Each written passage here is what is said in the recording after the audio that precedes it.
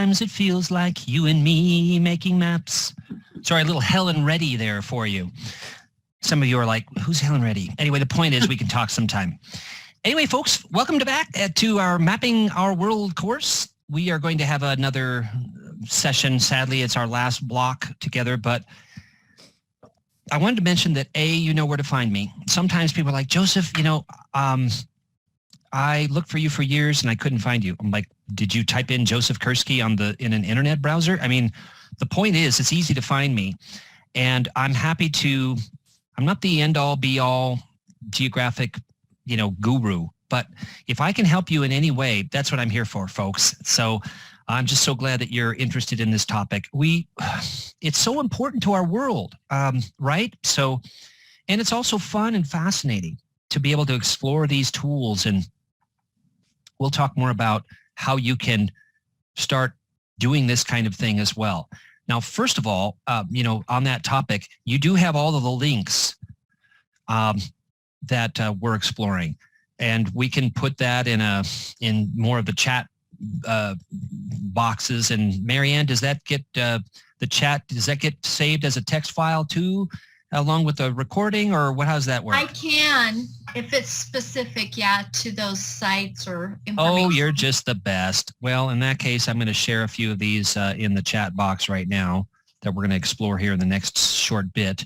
And also that Living Atlas set of apps. Yes, hi. Hi, Joseph. I was just going to say, Marianne, is it possible just to even put them in a document form and put them on the Academy's materials, website?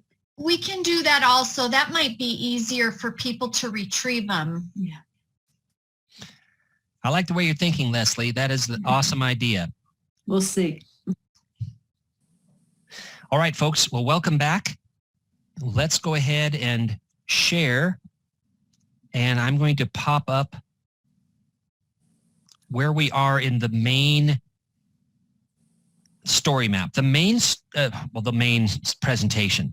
The main presentation is, it starts off with me on this big, huge map of Colorado. And it's the Mapping Our World main presentation. So really you really don't need to have a long list of things. Really, if you go here, every single thing that I've done, I've put into this presentation. So I hope that makes sense. And are you seeing anything? Am I sharing anything? No. Okay, here we go.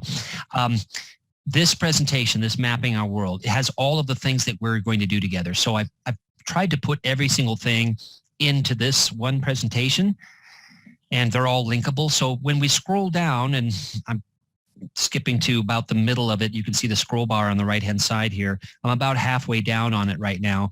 And so every single one of these things that we dig into has a link. So you really only need this one presentation.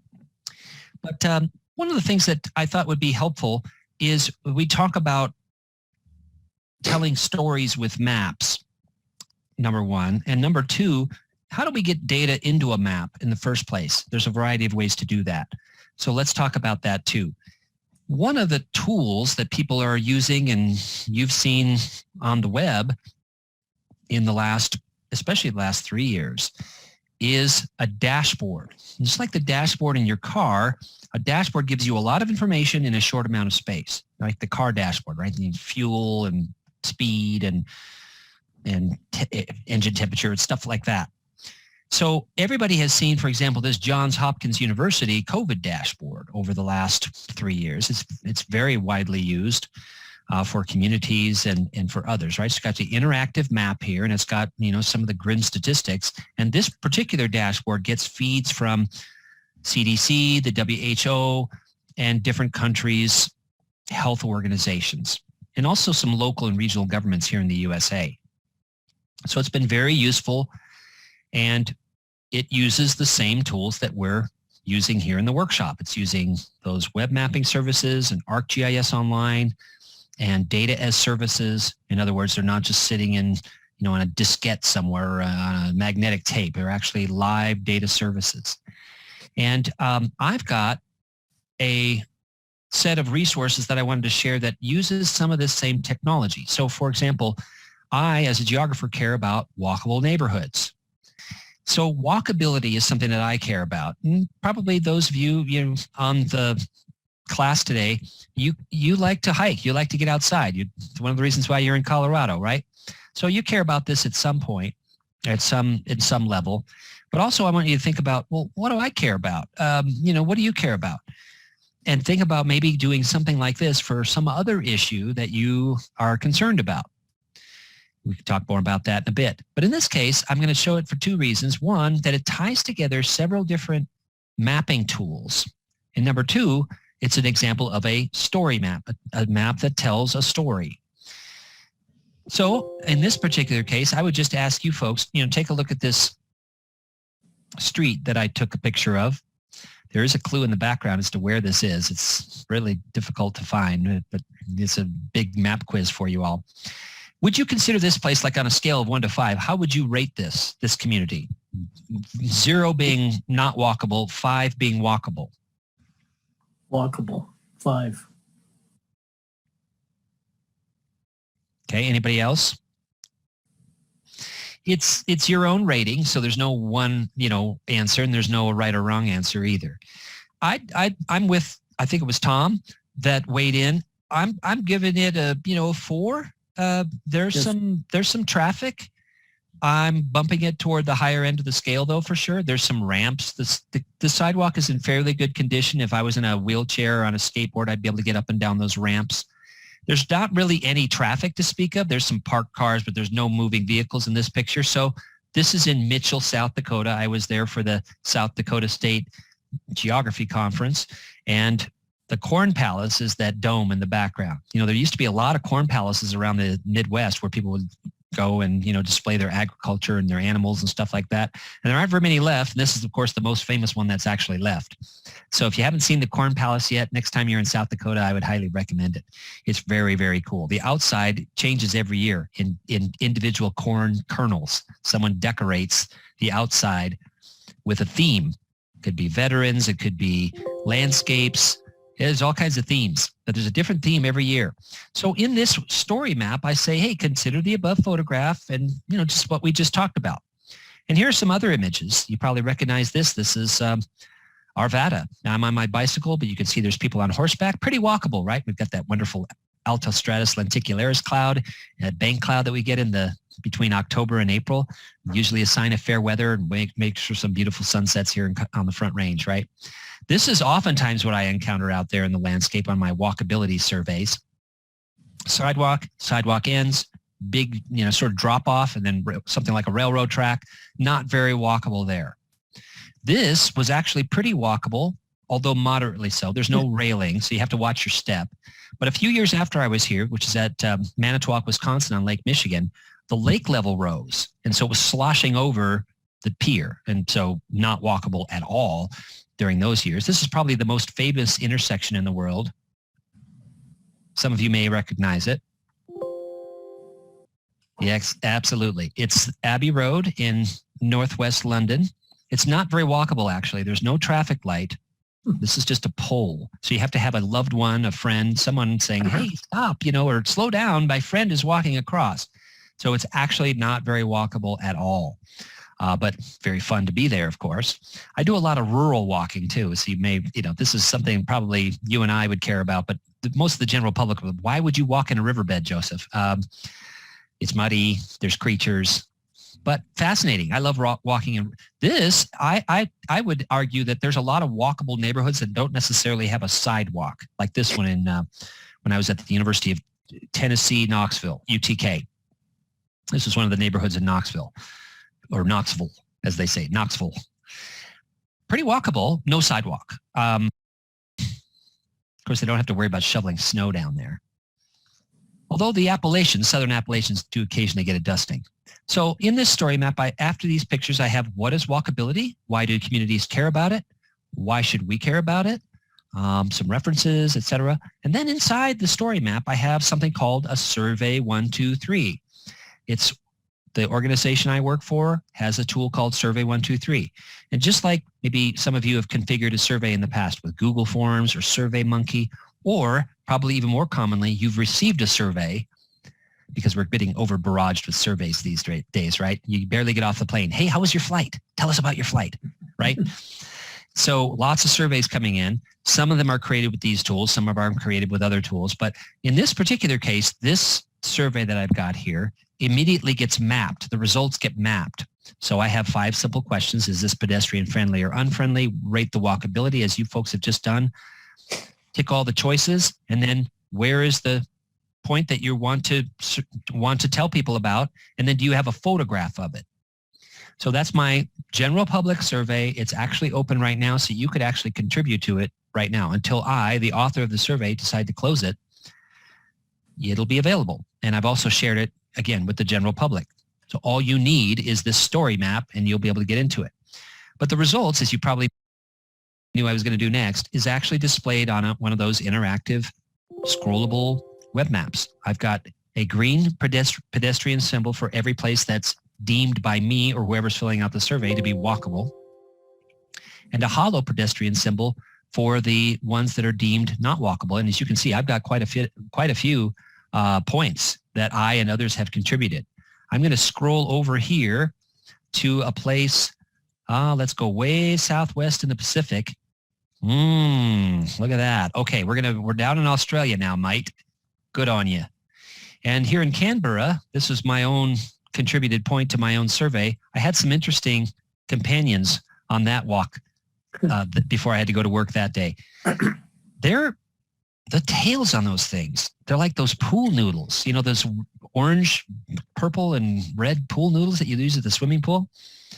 They're really thick. They're really pretty amazing. I didn't realize how big they were until I was there. Anyway, the point is that I would deem pretty walkable for me, very walkable for the kangaroos. There's a trail there, but I love getting out there on the landscape. And at the bottom of my story map, I have a dashboard, just like the JHU dashboard that we looked at a moment ago. My dashboard, though, only gets a feed from one thing, and that is my survey. The survey 123 feeds a map, and the map feeds the dashboard. So the dashboard shows me at pretty much one glance, like the dashboard in your car, a lot of information. In this case, as you can see on the right, as this stuff is starting to come in here, I've got 846 points in my survey as of this moment, 7 October, okay? 20 added last month. You can see I've got a couple of sorts and ranks here, top 3 months for surveys. I've got the most clicked on item, dedicated path or sidewalk, and I've also got the last 3 points submitted to the survey up here in this box. In this upper right box, I've got a little pie chart. Roughly 3/4 have been deemed pedestrian friendly at this point, and 1/4 have been deemed pedestrian unfriendly-ish. And I also have, as you can see here, like many maps, but we could argue, I think rightly so, not all maps need a legend. Not all maps need a legend or a scale bar. More about that perhaps later. In this case, I thought it would be helpful for you to know what the green and the hollow, they're not very intuitive. So I thought I'd give a little legend there. And then I've got a sort of a photo collage of different walkable versus not walkable places. But the point is, well, there's 2 points. One, I have the dashboard at the bottom of my story map. And then I say, okay, part of our reason for mapping is not just because it's fun and interesting, but hey, let's take action. How can you be an advocate for, walkable, pedestrian-friendly communities? So that's my sort of call to action there. I also have a little bit of a reason why I did this, that you can do something similar with these same tools at your fingertips. Then I have, okay, how do I find out more about walkability? So here are some of my favorite walkable books. Grandma Gatewood's Walk, about the person in the 1950s, and she helped save the Appalachian Trail. The Man Who Walked Backwards, this was a guy in the 1930s that actually walked backwards over major chunks of the world. Interesting story. And then more modern, 2 people, early 50s, that basically became homeless in England, and they had nothing. They lost their house. They lost their livelihoods. They walked around the Salt Path, which is a coastal path, all the way around Cornwall, Devon, and up to the Chalk Cliffs in England. It made me respect what they did. It also made me realize, Joseph, you're not going to walk around the Salt Path. It was like they were drenched most of the time. It was very, very difficult. And so like, I'll do these little walks. I'm not sure I'm up to that kind of a journey. but fascinating to read about. And then some additional references, and then closing off by, that I'm the author of this story map. So there's two reasons. One, I wanted to show you that these tools can be joined together. I've got the story map, the survey, which is this button right here. Remember the survey that we went to? Here it was. And I've got a web map. That's the third thing. And then the fourth thing, I have a dashboard in there. So I'm stitching together 4 pieces of these mapping tools. That's the first reason why I wanted to show this. The second reason why I wanted to show this is because I wanted to show you that by connecting some of these mapping tools, you have a lot of power at your fingertips. Now, you and I have apps on your phone, you've got apps on your computer, and they basically do one thing, and they're not connected to anything else. And that's okay. For example, I've got a tool called IRFAN View, I-R-F-A-N View. It's created by a programmer in Germany. It basically does my one-touch photo editing. It doesn't give you as much functionality as Photoshop or some other, higher-end photo tools, but it's free. It takes up 4 megabytes on my computer. It's a very small program, and it basically does what I want. So I use it. It's not connected to anything else, and that's okay. I only use it for that one thing. In this case, the power is that you've got connected tools that work in tandem. And so that's one thing. And also that story maps can tell a story about walkability or some other things we're going to look at in a moment. And the third point to raise here is that we're not talking about weeks and months to create one of these things. The survey took me about an hour, about a class period. The story map took me a couple class periods to create. The dashboard took me a couple more class periods to create. See what I mean? So we're not talking months, years to do one of these. So I wanted to just kind of give you some hope that, hey, if you wanted to tell a story about something that you care about, you actually have these tools at your fingertips that you can do so and not have to devote the next 3 years to figuring out how to do it. Along those lines, I'm about halfway through my page, Clement Park. That's in Littleton, right? Not too far away from all of us. But I'm about halfway through that presentation here at the moment. So another thing that I wanted you to think about is that there are some more story maps, and I'm going to skip down to a couple more down here toward the end of the story of this presentation. Here we go. So about 80-90% of the way down, I'm going to go to a couple more story maps. Let's do this. Oops, I don't want to leave this. I'm going to go to the age of the Anthropocene, and I'm also going to look at the Titanic and a couple of other things. So this is kind of near and dear to our hearts, right? The whole 2013. This is 9 years ago already. It's unbelievable. Some of you probably were around in 2013 when we had those horrible floods. How do we tell that story? One way is with a story map. So just like my walkability story map, this is a little bit different in format. It's got more images, of course, than my walkability one had, but you can see it has some interactive maps. It has some photographs. It's got who created this story map, when was it created, and as this map comes in, you can see the the situation that was going on. I'm going to move my zoom tools around. Significant damage to this particular case to trails. What about other damage?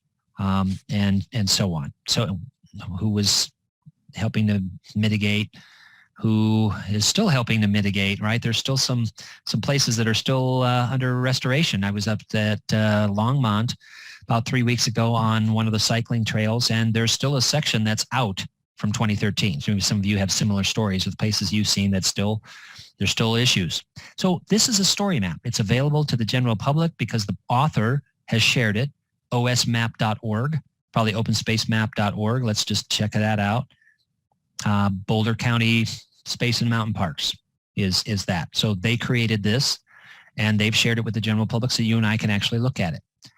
So that's another story map. It tells a story of something that someone cares about.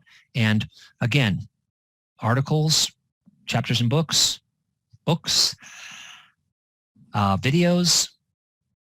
infographics. There are other ways to tell stories with that are space and place related and also have a temporal component, a time component. This is one of the ways, not the only way, but it's adopted by many people as a way of telling their story because maps have that power. There are over 4 million story maps right now. And story maps came into existence when Alan Carroll from National Geographic came to my organization and said, hey, I've got this idea for multimedia story maps that even people that aren't geographic information systems gurus can actually use to tell their stories. And we said, that's great, Alan. Here's the platform. We'll give you a team. So for basically 2 years, Alan and his team built a story map, one every week, which would be a pretty cool job, for about 2 years. But even more importantly is when you all y'all, ustedes, vous, tú, all the general public decided, hey, we want to make these too about something we care about. And so then you had a rise in the number of story maps to the 4 million that we have today. So again, this is all tied to a GIS, right? Because all of these points, lines, and polygons have information behind them, a photograph, a set of data, etc. So story maps have become quite a commonly seen thing. So sometimes you don't know that they're story maps because they have another URL on them, like this thing called maptix.com. You don't really know that it's a story map so much. Others have arcgis.com in their URLs or their address. Another one of my favorites has always been this Titanic Story Map because I think it shows the power of mapping. You and I have read about this for years. I actually have some lessons that I have students dig into about the route, the rescue, the discovery. It came around after I met Bob Ballard one year at a geotechnology conference. And Bob, as you may know, was the one that, with his team, discovered the Titanic in 1985. So it was all about, the area that he searched and so on and so forth. But after that, I really got serious about writing my lesson. But ever since then, I've been intrigued. And this story map gives you, at one glance, again, the power of mapping to do several things. One, at one glance, okay, I can see the statistics, the kind of grim statistics with the pie chart changes when I go first, second, and third class, right? Chances of survival in third class were markedly less than first class. So I've got that. And this is just passengers, by the way. It's not the crew. So again, thinking about what's the scope of the story map, when was it created, and so on. And it makes sense that we're using the Ocean's Base Map because it's a ship. So the Ocean's Base Map was used. But the second thing that I think is powerful about this is, like a lot of maps, they challenge our preconceived notion of how the world works. And sometimes they confirm, and sometimes they do both. In my case, I'd read about the Titanic for many, many years. And I knew some things about it. But this also challenged my preconceived notion that, hey, maybe most people were from England or Ireland or from the USA. But in this case, as you can see, there's a lot of people on that ship from Scandinavia. There were some people from Lebanon. As you can see here, there's a few people from India that were on that ship, even a few people from Australia. So you've got maybe a bit of a challenge for what you and I maybe who had thought was on there.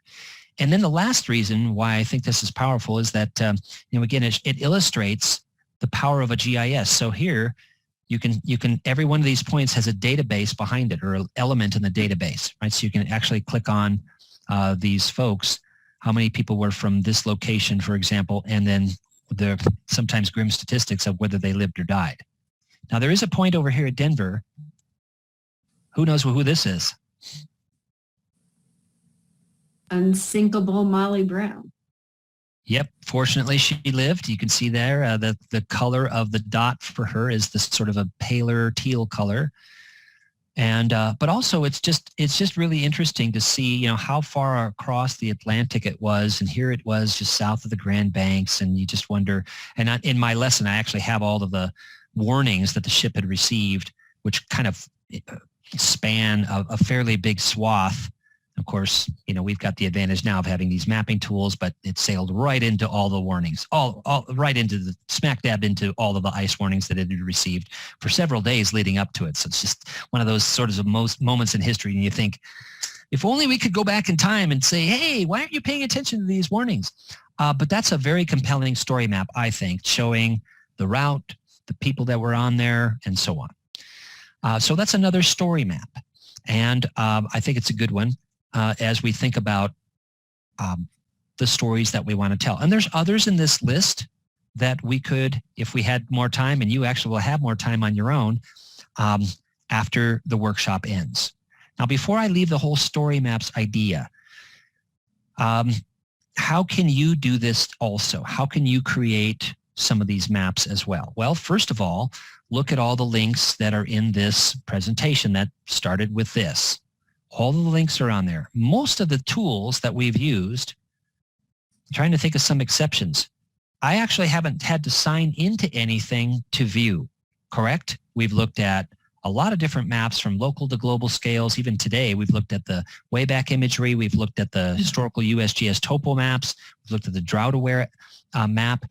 None of those you actually had to sign in to start exploring. And so that's where I would start. I would start with those links that I have in this presentation. But if you want to dig a little deeper, there is another way for you to, an additional way for you to actually do some of this, and that is, hey, I want to be able to save the maps that I actually make. So for example, if we go into one of these tools that I've got here, and let's go into set of essays, and one of the things I have in here is a recent 10 activities to dig into these mapping tools.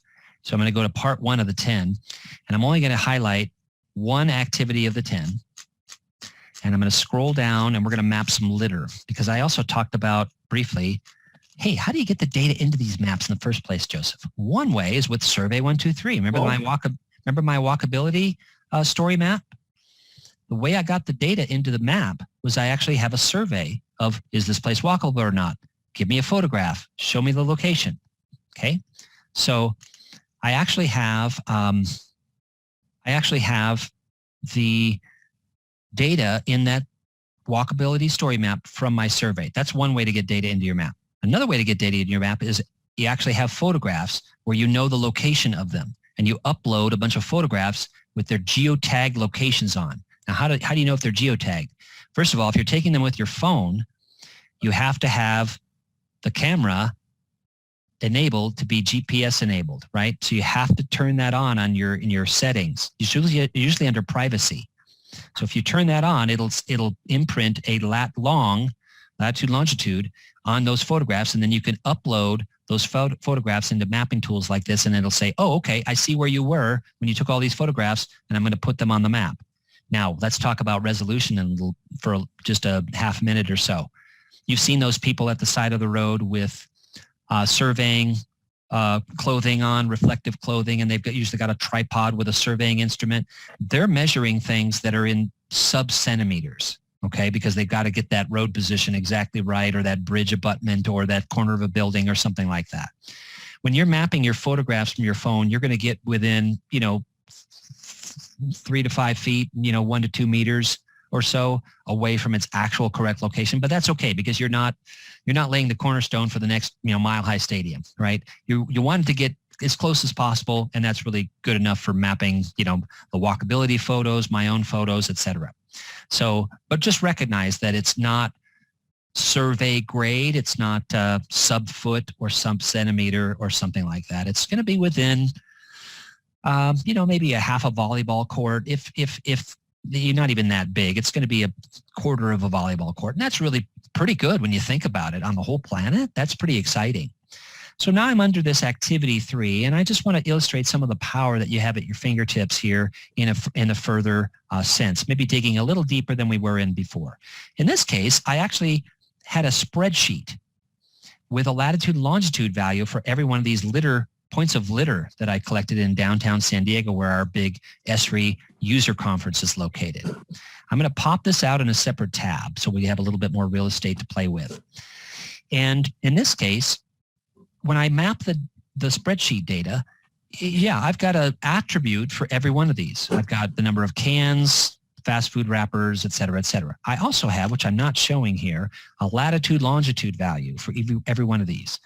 As you can see, I collected it at various intersections. Not a very big geographical area, but enough for us to sort of dig into the mapping tools. And remember, this doesn't have to be litter. It could be the number of pedestrians at each intersection. It could be that pass over a 5-minute period. It could be invasive weeds. It could be graffiti. It could be plants, plant types, tree height, tree species, tree condition, etc. Light poles. Could be anything that you're wanting to map. It doesn't even have to be latitude, longitude. It could be a street address. Okay. So, okay, well, the way it maps when you bring data over from a spreadsheet usually is just a single symbol. Single symbol, the same symbol for every single point. But we don't want to stop there, right? We want to say, hey, I want to change the symbology of that layer. Symbology, by the way, is a word that oftentimes does not come up in Scrabble or a dictionary game or Boggle or something like that, but it is a real word. It's not symbolism, it's actually symbology. So if you could play that in Scrabble, that would be pretty cool. That would be a long word, but it'd be great. You get lots of points.